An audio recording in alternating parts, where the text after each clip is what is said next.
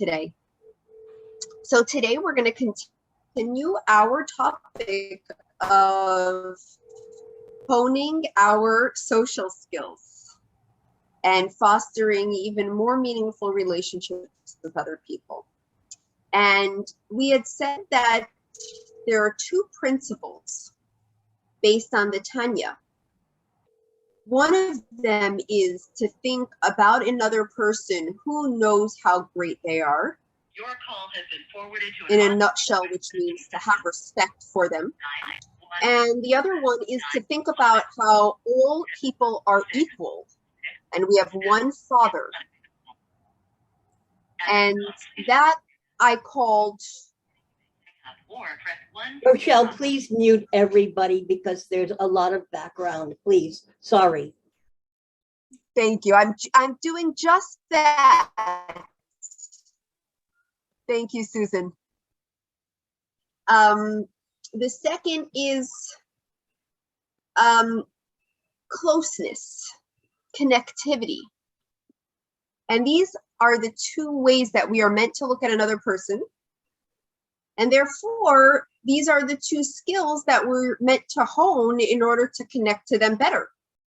Meaning if we're seeing that we can't connect to them, then we must be lacking in one or the other of these two thoughts.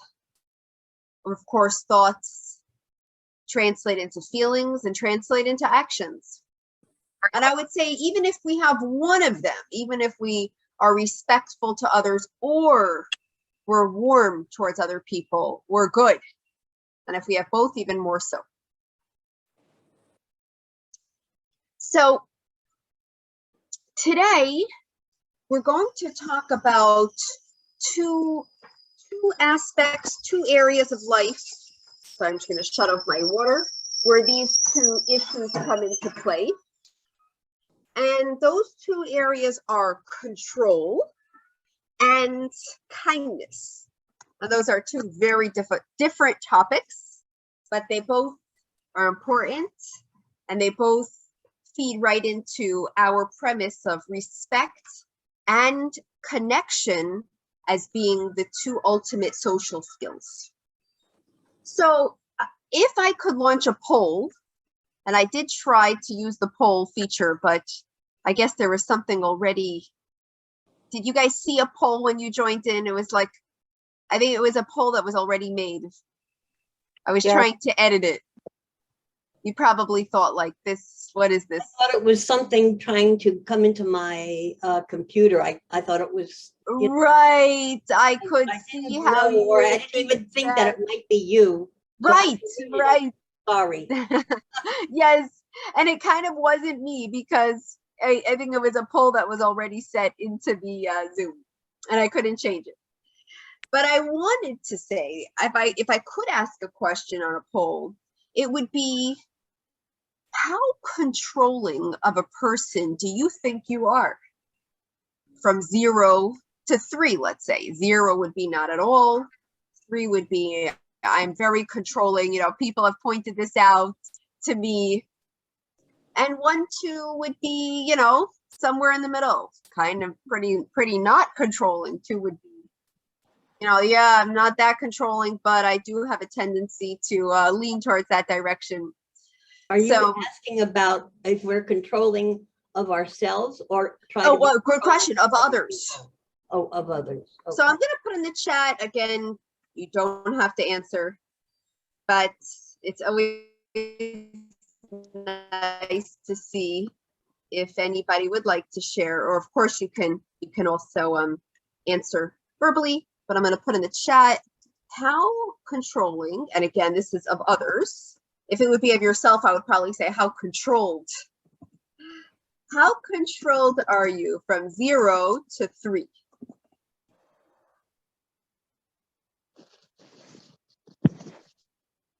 Shandel, 7. 7 wasn't an option, Shandel. It was 1 to 3. Kathy, 1.5. Okay. Esther, 0. Nice.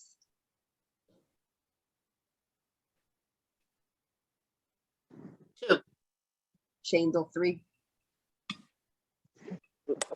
Okay, keep the answers coming.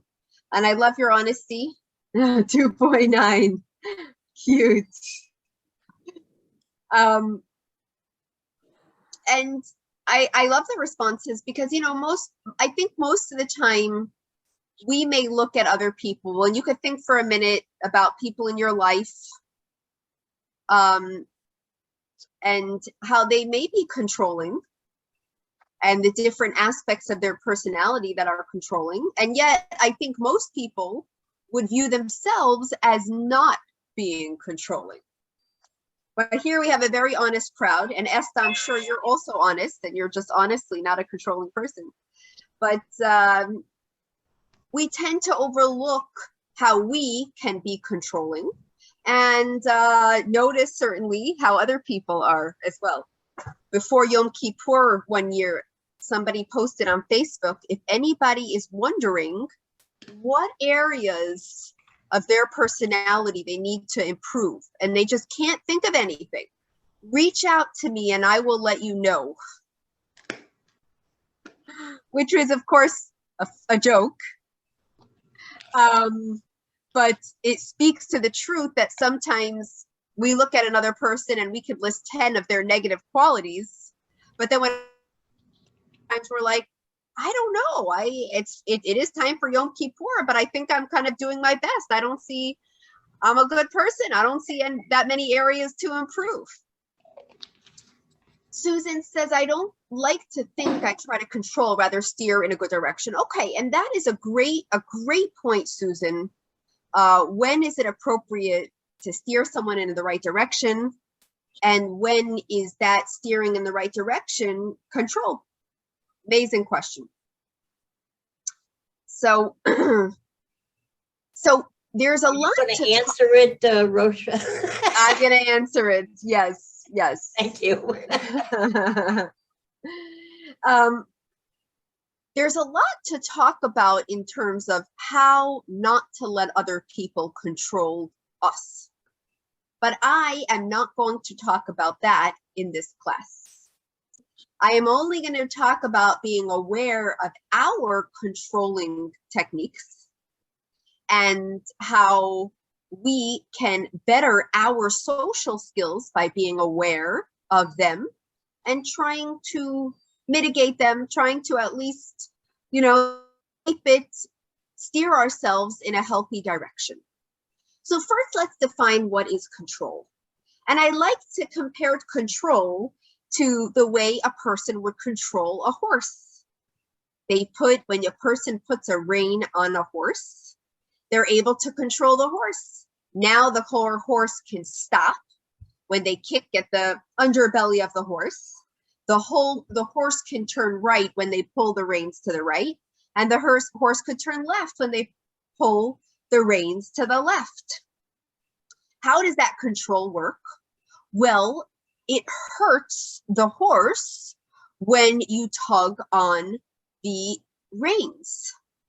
And therefore, in order to avert the pain, a horse that's been trained will turn to the right so that you stop pulling on it and stop hurting it. And the same thing with kicking the underbelly of the horse. When you kick the underbelly, it hurts the horse. And therefore, the horse is like, okay, I'll stop. Just stop kicking me. I don't like the way that feels. And therefore, the negative reinforcement is what controls the horse. And in that same simplistic way, we can control other people by putting a negative stimulus in front of them that would make them stop that inappropriate, unhealthy, or painful behavior. Sometimes in certain relationships, like a parent-child relationship, a grandparent-child relationship, a teacher-student relationship, having control is something that's very much valued, not just by the parent, not just by other parents or by an administration, but even by the students themselves. I hear my children say, this teacher, I like them, they have control of the classroom. It provides safety and security for the child. And there may be negative stimuluses in that environment too, which we call consequences of behaviors. And yet, in many, many circumstances, this type of control by using a negative stimulus and even a positive stimulus is something that could be very stifling for the other person. So let's try and differentiate what that is. But first, what are some of the things that we do to control other people? So, like I said, in a parent-child or grandparent-child or teacher-student relationship, there are consequences. There may be a timeout. There may be a loss of screen time. There may be a lower grade. There may be a lack of a privilege. And all of that is a tactic that we use to control. Moving on to other ways that are more clearly unhealthy, you have abuse. Physical abuse, hurting another person is a way to control them. Verbal abuse is a way to control them. So when I call you a bad name, that is not a good feeling. And therefore, you may want to stop the behavior that you're doing so that you don't have that bad name. Stonewalling a person could be a form of control because that doesn't feel good. Even something as seemingly benign as telling somebody something many, many times, also known as nagging or hassling, can also be a form of control. Because yes, they heard you, they didn't forget, but the nagging is a negative stimulus. It doesn't feel good. It puts a certain pressure on the other person, and therefore they may comply because they want to get rid of the nagging. A friend of mine told me recently that when his child was 3 and they got into the car together, the child would always say, "Abba, put on your seatbelt." And the Abba, the father who was telling me the story, always thought to himself, wow, my son loves me so much. He's so concerned for my safety. He's so protective over me. Whenever we get in the car, the first thing he wants to do is protect me. And after a few weeks of them riding together to school, the father turned to the 3-year-old son and said, "Shmuley, that's so nice that you remind Abba to put on your seatbelt every day." And Shmuley turned to him and said, "Yes, I hate that ring that goes off when you don't put your seatbelt on." And there, the father's bubble had bursted. So that is, of course, a way of controlling us. Nobody likes hearing that noise, and therefore we'll put on our seatbelt even if we don't want to put on our seatbelts. We should want to put on our seatbelt anyways. Now, there's an interesting verse from the Torah right at the very beginning where it says God took Adam and Eve and put them into the garden. And this was the Garden of Eden. They weren't created in the Garden of Eden, but he put them there. Now, when you read that verse, you may think that God was like a stork, plucked them up and just dropped them down into the Garden of Eden. But Rashi, the foremost commentator, comes and explains, based on the Talmud, that although the Torah says he took them into the Garden of Eden, it means he spoke to them and persuaded them to go into the Garden of Eden. Hang on one second, I'm just going to plug in my battery.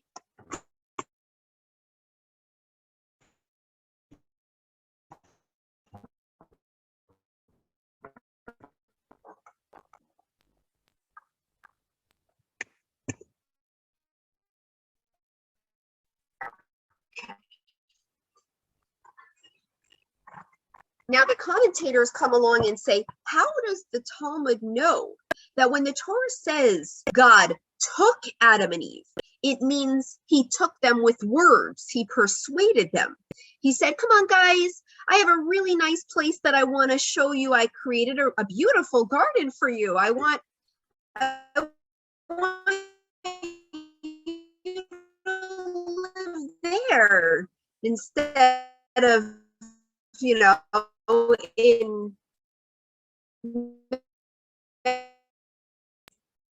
Rachel, your internet is too weak, and you can't really hear you. Or somewhere else. I have some wonderful. We can't hear you, and you're frozen.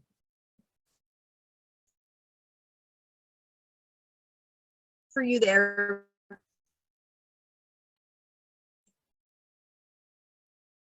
You're still frozen, and we can't hear you.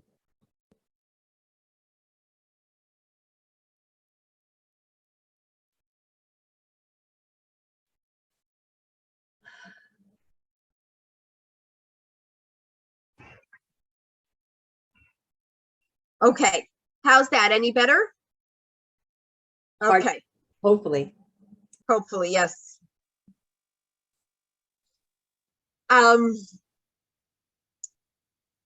So this is the premise, that a human being cannot be forcibly taken, they can only be persuaded. And this is really our goal when we're trying to have a positive influence on another person, is to persuade them by accessing their mind to make them want to change in the way we feel is appropriate, and not forcing them with a negative stimulus. Now, there are situations where there is a base list of negative stimulus that's appropriate, which we said is in a parent child, grandparent child, caretaker child, and teacher student relationship. Even there, the goal is to persuade another person, persuade the child through words, through changing their mindset. But since the child is not yet in the position to make the best choices for themselves, we do need to provide a protective barrier, or another way of saying that, and Susan, tell me if this answers your question, certain expectations or standards that we want to set from the outset, from the get-go, with children and students. When I say students, I mean children who are students. These are the standards, and yes, these are the consequences for violating these standards, and that is a control technique. But it is appropriate in those relationships, especially, and I would say only, if the standards and the expectations were set out from the beginning. But moving away from those particular scenarios where control and negative stimulus is appropriate, let's talk about friendships, family relationships, romantic relationships, where we want to be aware of the control techniques that we may use. And Susan, I see you're raising your hand, so tell me what you'd like to share, please. I thought Adam and Eve wanted to please God, and that's why they responded by going into the garden. They wanted to please their Hashem. That could be. That's beautiful. There wasn't anything making them. They fully understood what God wanted and needed, and they wanted to please. Wow, I love that. Like I said, Rashi says God took them with words. So it seems like there was a communication involved, but that doesn't negate what you're saying. That when God said, come on, let's go to the Garden of Eden, they wanted to please God. And by the way, that feeds right into what we're saying, that when there's respect, the more there is respect and closeness, the two principles in the Tanya that build the relationship, the channels of communication and of persuasion, if that's what we're trying to do, are free flowing. So really the negative stimulus is kind of like a default. It's something you don't need it. You don't need it. But again, with children and with students, even though we're trying to build up the relationship, the weakness of character sometimes overpowers the relationship, and therefore we need protective boundaries. But what we're looking towards, the goal is that the relationship should be able to,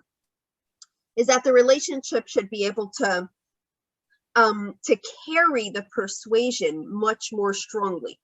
So again, sometimes we feel that we would like to steer a person in a particular direction, either for religious reasons, for moral reasons, ethical reasons. We want them to be responsible people, or for personal reasons. I don't like when my friend is always late.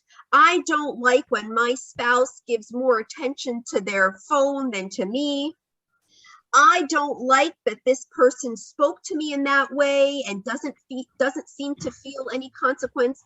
And therefore, I feel a lack of control in my own destiny. And my defense mechanism, my gut reaction, my go-to is to try to control the other person and to control them again by creating a negative stimulus that will circumvent their mind.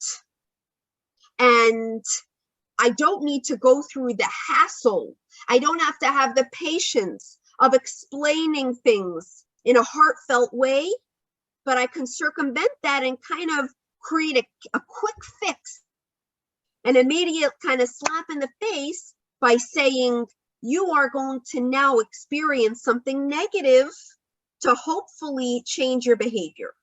This may work in the immediate, give a person immediate results.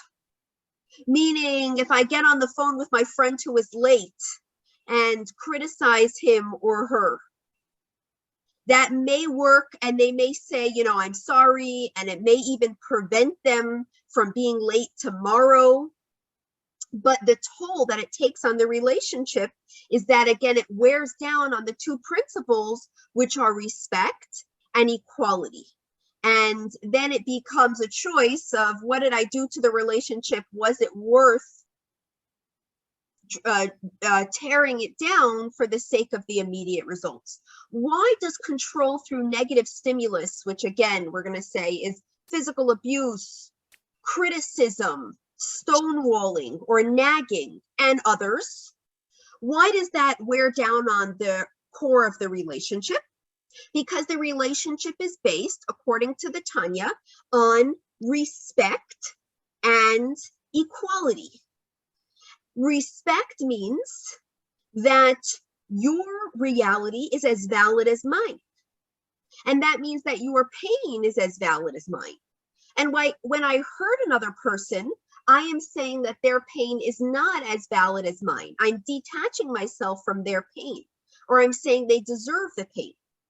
And therefore, it's not respect. Just like whenever we feel like we've been criticized in a way that's unhealthy or even healthy by another person, the last thing we feel is respected by them. We've actually been, toppled from our throne. We've been taken off that pedestal. And even if we know we deserve it, we certainly most of the time don't feel respected. Also, we don't feel close to another person when they've caused us to feel a negative feeling. To the contrary, we feel very distant from that person who's caused us to feel something negative. So therefore, we want to be careful as much as possible to steer away from that. I want to bring in one more idea of Tanya before we wrap up this topic of control and being mindful of not controlling because it erodes the core relationship of respect and closeness. And that is something that it says in the Tanya, and I'm going to share it with you right now. Let me screen share here.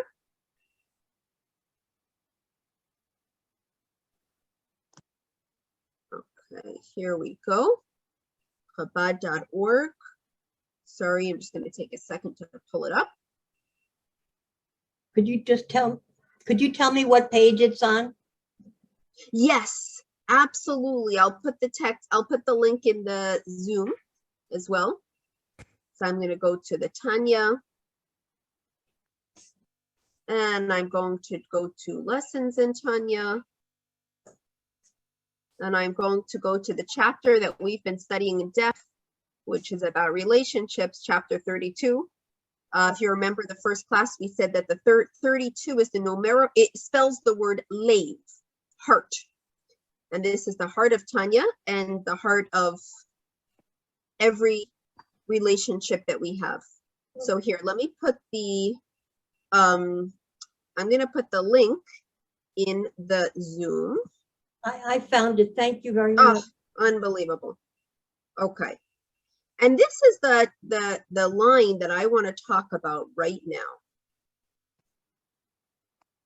I'm going to copy it and paste it on this text, which is, oh my gosh, after all that, I actually I had prepared it beforehand. Okay.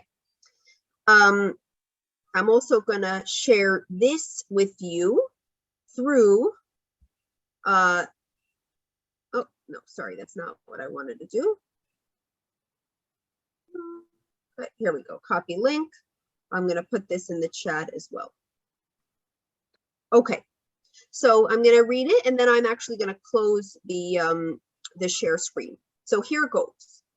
Therefore, there can be no true love and fraternity between those who regard their bodies as primary and their souls secondary, but only a love based on an external factor. And in Hebrew, the words for the external factor is the ahava hatiluya badavar. Ahava hatiluya badavar. So let me stop sharing and explain a little bit more. Again, we're saying that all human relationships that are healthy are based on a soul-to-soul connection.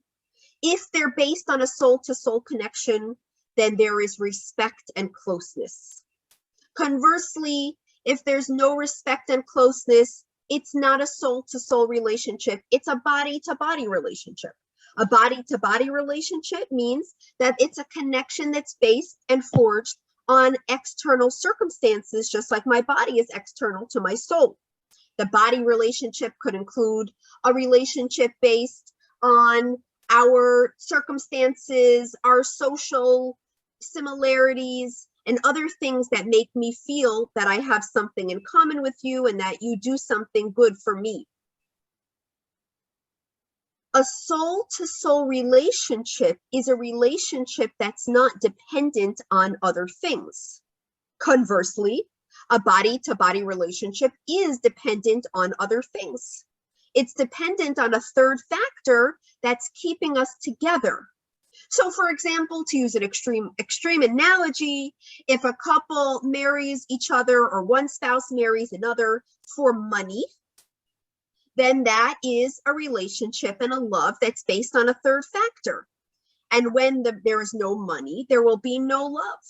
Similarly, if a relationship is based on looks or a relationship is based on connections and power, once that person doesn't have the connections anymore, they won't have that love anymore.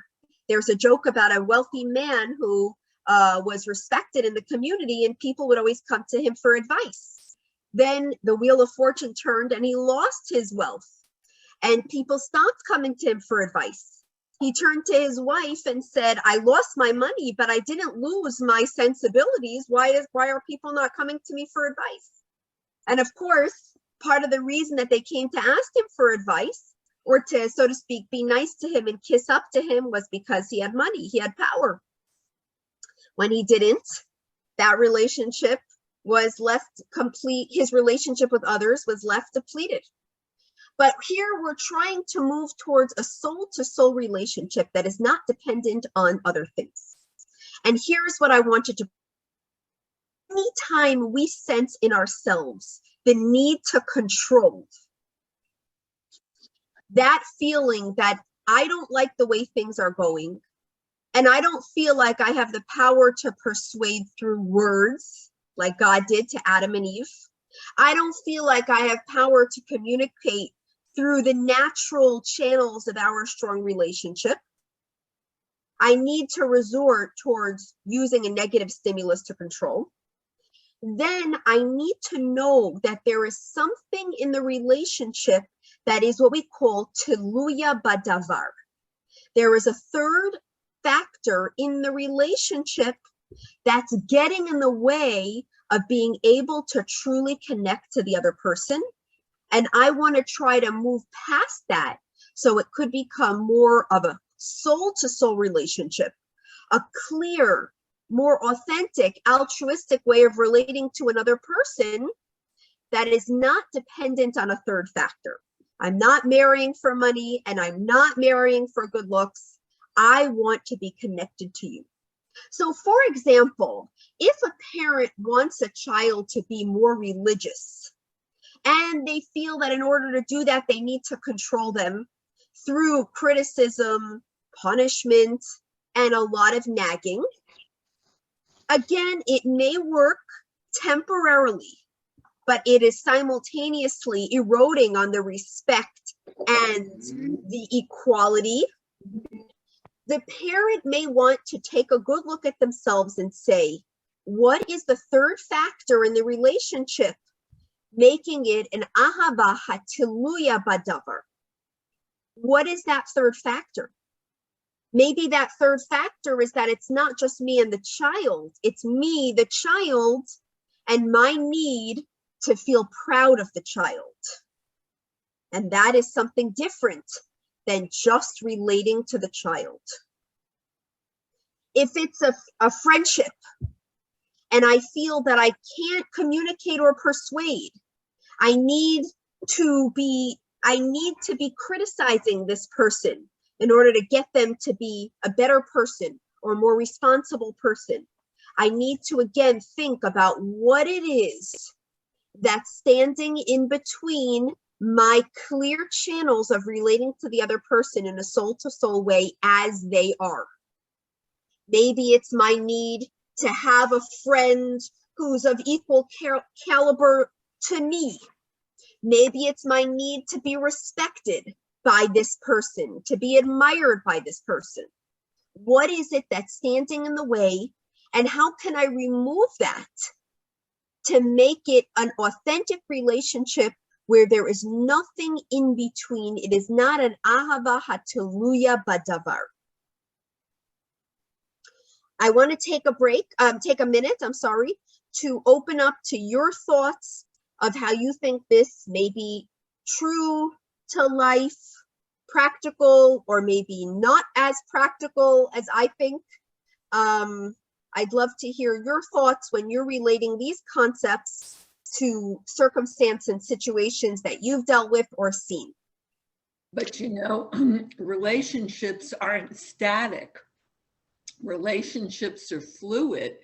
So even a relationship that started on a davar talui could blossom into a better relationship, and a better relationship just because you go through hardships or something can fall apart. So when you're dealing with relationships, you have to have empathy and you have to understand what's going on. I love that point, Sarah. Love that point. And really, our study of the Tanya is in order to develop the relationships and to develop our relationships. And part of this is just being mindful and aware of where we may be steering a relationship off course. And in that way, in that process, making it more clear and altruistic. I think for me, it's because when I had a lot of child abuse in my childhood, I became insecure. And I think even after years of therapy to get over it, I sometimes when I feel like I'm trying to control something, it's because I'm afraid of being rejected, like I was as a kid. But just being aware of that helps me, get a grip. Mm. Kathy, thank you for sharing that. And I'm sorry for what you went through as a child. Well, it And had its advantages too, because I'm not totally trusting to the point where I'm naive anymore. After the therapy, it cleaned it up a lot. And she said, you can take that to an advantage where you can protect yourself. You are a survivor. So even though child abuse is really a hardship, and my brother, he went down a different path that was not good. But for some people, it gives them a certain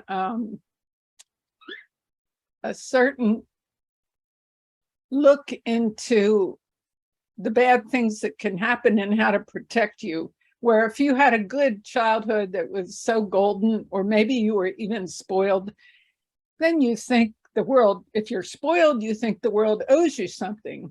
If you're not spoiled, but you had a good, secure childhood, sometimes you're too naive. So there's that balance. So I always try to look at the good part of my child abuse. I admire that. Oh, thank you. I worked at it pretty hard. Amy, do you want to share something with us? Yes, so thank you. So I guess do you hear me? Great. Okay, so I guess my question is, especially when dealing with a stubborn child, I mean, sometimes I think you can't really use this technique because they're just heading in a bad path.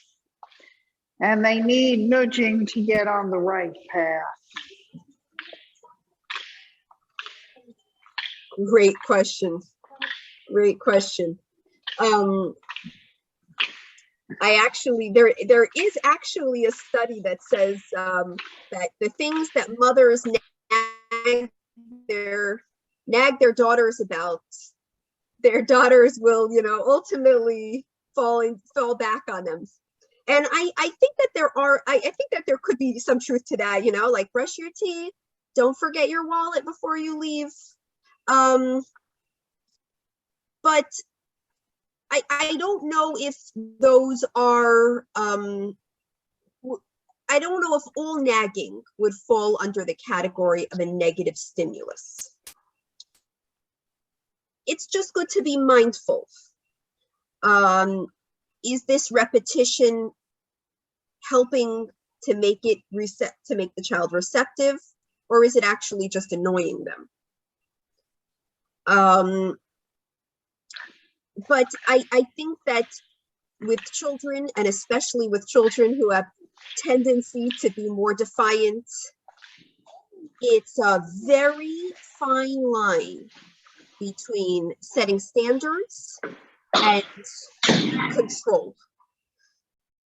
I'm just going to throw out two thoughts, and I see somebody else put something in the chat, so we'll get to that in a minute. One is that when I set the standards or expectations from the onset, then it's less of a control technique, and it's very hard because sometimes new things come up that you weren't expecting. And then you have to say, okay, going forward, this is going to be the standard, and this is going to help remind you not to do it again. And the second thing would be sensing in yourself where it's coming from. So when it's coming from feeling, and now I'm going to lean into what Kathy said, when it's coming from feeling afraid and out of control, then I have more of a tendency to try and overcompensate with control through negative stimulus. And I actually want to conclude with one thought that I think wraps it all up, which is that the only person that we can truly control is ourselves. And the greatest form of control is relinquishing control, which means that I can set standards and try and implement those standards. And I can try and express myself to a friend or to a loved one or even to an acquaintance to persuade them in what I think is appropriate. And then I need to let go and let God and see how it's going to play out. And usually that does the most to foster the relationship. I'll share a little story as well. There's a rabbi and a rebbitzin who are the principal of, they were the principal of the school that I teach in. And they're both very charismatic people and very learned people, very brilliant people. And I overheard this little conversation where the rabbi said to his wife, I wrote a letter, would you mind looking it over? And she looked it over, she looked over the letter and she said, it's fine. And he said, I could sense from your voice that you don't really like it. Tell me what you think of it. Tell me honestly what you think of the letter that I wrote. And she said, I think it's fine. And a third time he said, I really want you to tell me honestly what you think of it. And this time she said, well, I would change these and these lines of the letter. This is how I would write it if it was me. And I was listening to them and I was thinking, wow, if that was me and I read my husband's letter and I didn't think it was, I thought it wasn't good, I would probably, if he would just tell me, once, look at the letter, I would give him all of the critique at once. If I said, fine, it's fine, and then he would ask me the first time, no, really, what do you think? Then I would tell him all the critique, but I would tell it to him like, I'm excited to tell you my critique.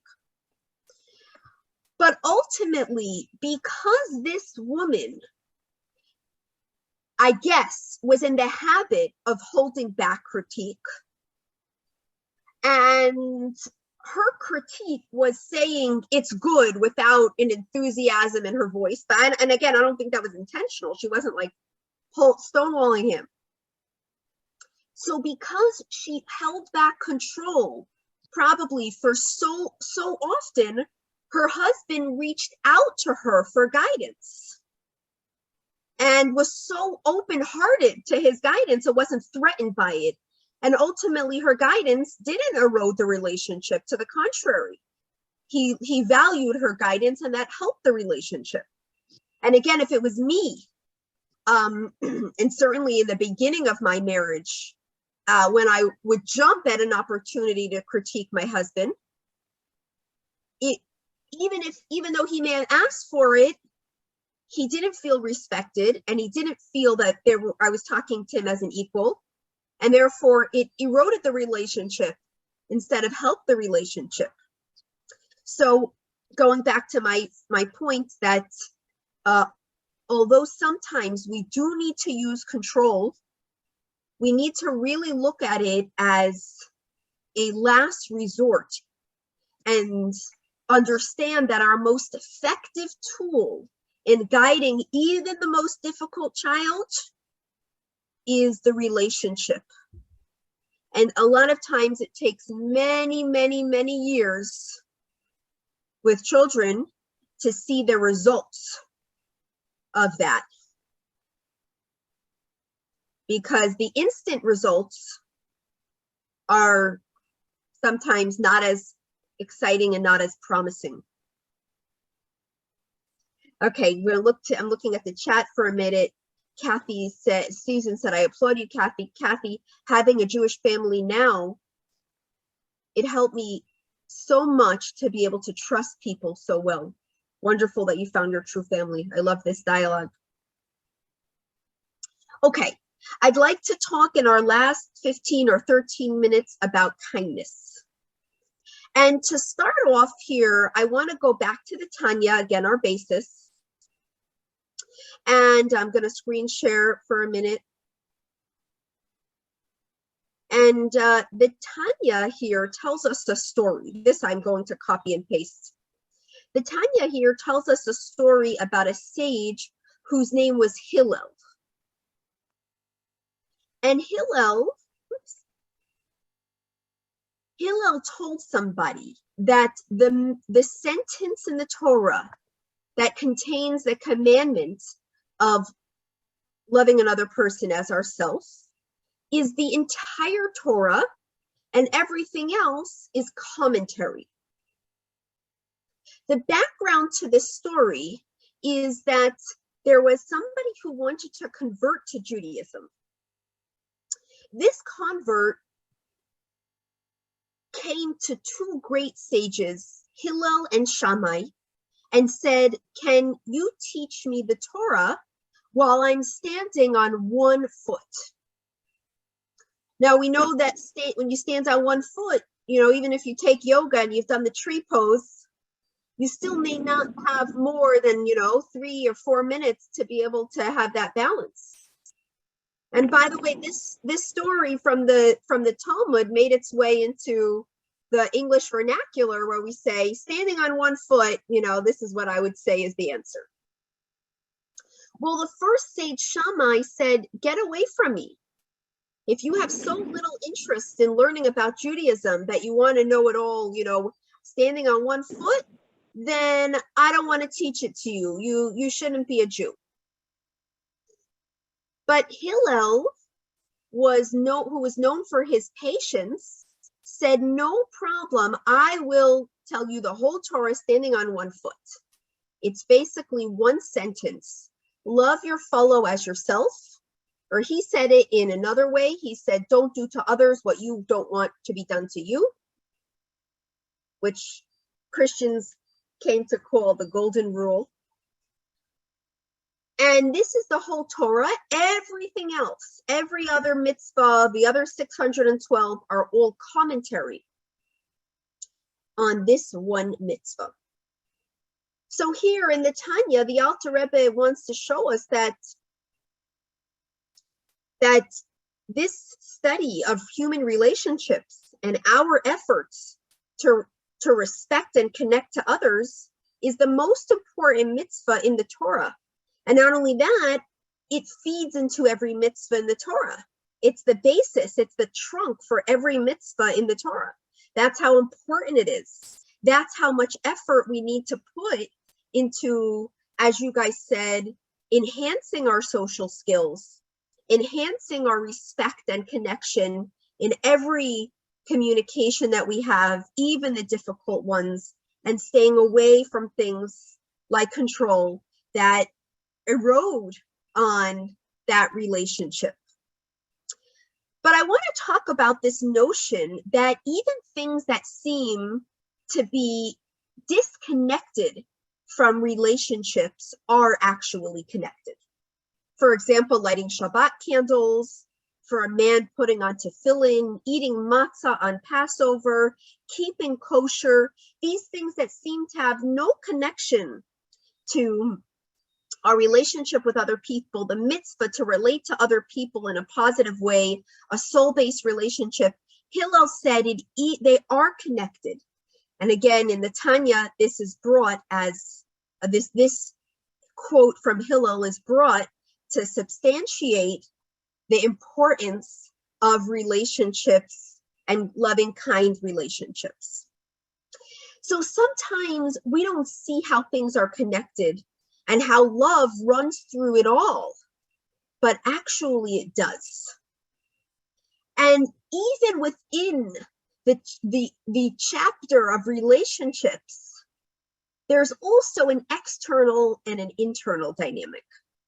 The external dynamic would be the functional part of the relationship, the contractual part of the relationship, the circumstantial part of the relationship. And then there's the internal relationship, which is the love. And by love, I mean love on all spectrums. Love could mean like, and love could mean a very intense form of love.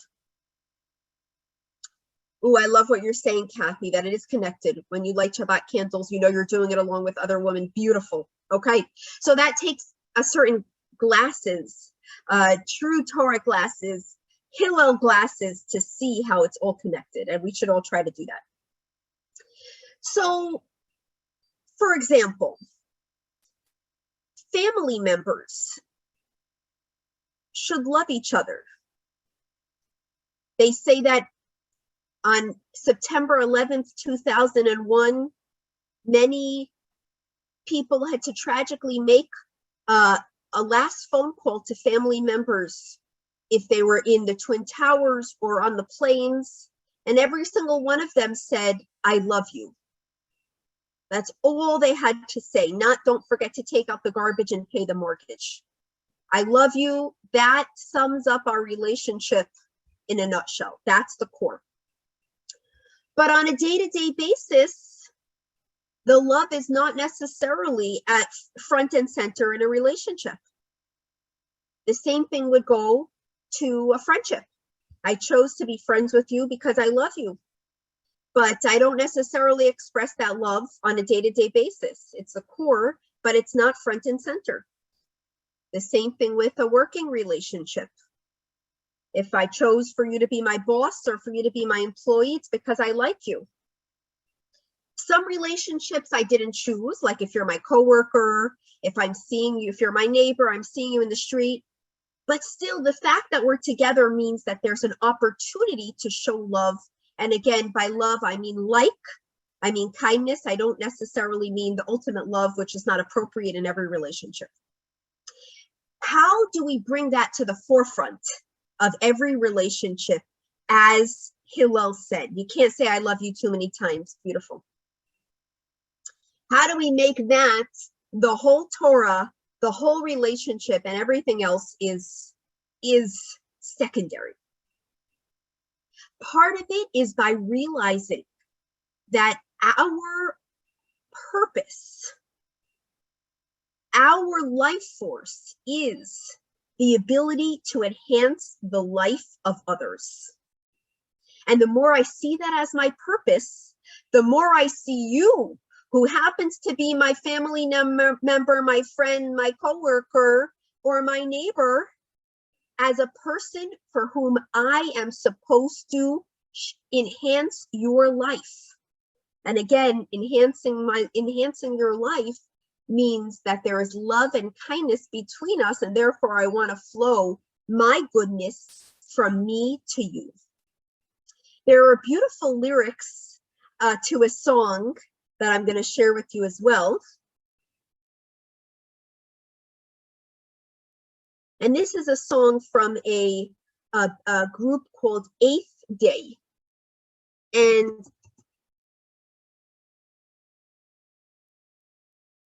let's see where it is. I believe it's right here. Here we go. So here's the lyrics to the song, and I could post the YouTube clip. This life was meant for living, okay? But here, living only starts when you're giving. Look around, see what's gonna see. Living only starts when it's not about me. You're blessed when blessings you say. It's a gift when you give it away. That's how life was meant to be. And then they conclude with a verse from the Mishnah: if I am not for myself, who is for me? But if I am only for myself, what am I? So again, this life was meant for living. Living only starts when you're giving. Let me see if I have this. Let me just see if I have this clip to send you in another document. If we had more time, I would play it for you. There we go.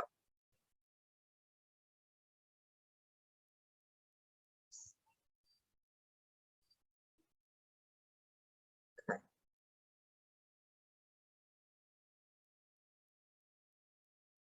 Oh, copy. The file is too big. That's why you're having trouble. Okay. I am just trying to copy the, You Okay. won't, it's too, sorry. It's too big, not working. Okay. Sorry about that. I'm going to stop sharing for a minute. Okay. Put in other words, he gave everything existence and life. The existence is the form that life and existence took, like the water, the color, the texture, the temperature. And the same thing goes for animal life and human beings. Our existence has needs. As a human being that exists, we need to eat, we need to sleep, we need to be loved and cared for. But then God gave every creation life, and life is what it is needed for.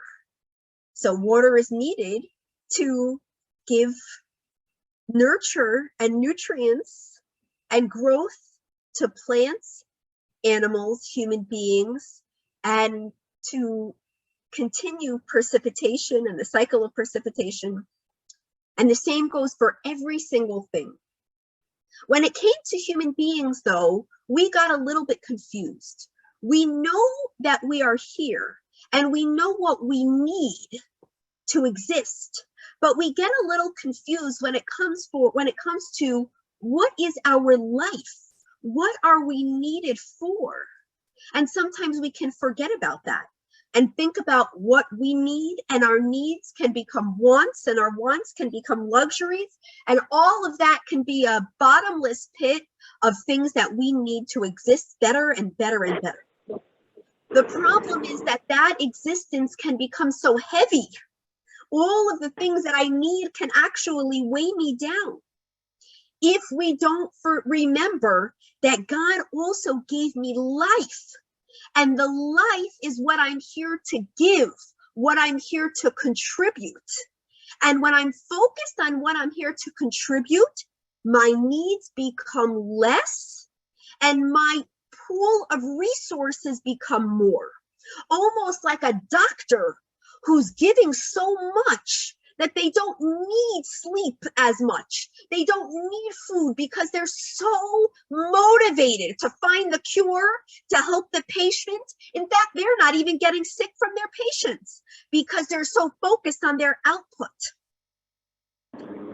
Where does this opportunity to hone our life, the usefulness that God gave us, the bottomless opportunity to provide light for others, that is the opportunity for love in every single relationship, and bringing that love to the forefront of the relationship and making sure it's not as a hidden as in the backseat of a relationship, which means acknowledging a person's existence, giving them a warm smile, calling them to check up on them, and of course, much larger things that we can do to show our love, kindness, and support for others. Not only does that help bond the relationship, not only does that help to minimize the conflict because we've invested so much, but it helps us. It helps us to be useful and to be able to fulfill what God created us for, which was to bring light, goodness to the people around us at any opportunity that we feel that we could. So on that note, I want to say that it's been a pleasure meeting you.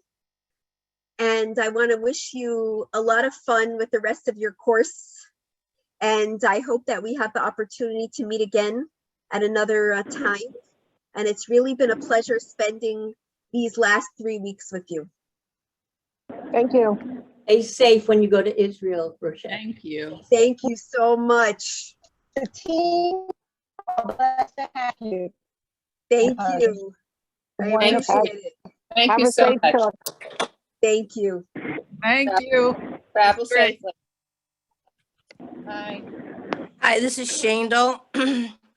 And I Hi, just Shandel. wanted to thank you for that insight because it was so pertinent to what I really needed today at this moment. Wow. Really, if I wish I had known it yesterday, not today, but obviously I had to learn that lesson. So thank you. My pleasure, Shadel. A lot of good luck and everything. Thank you, you too. Thank you.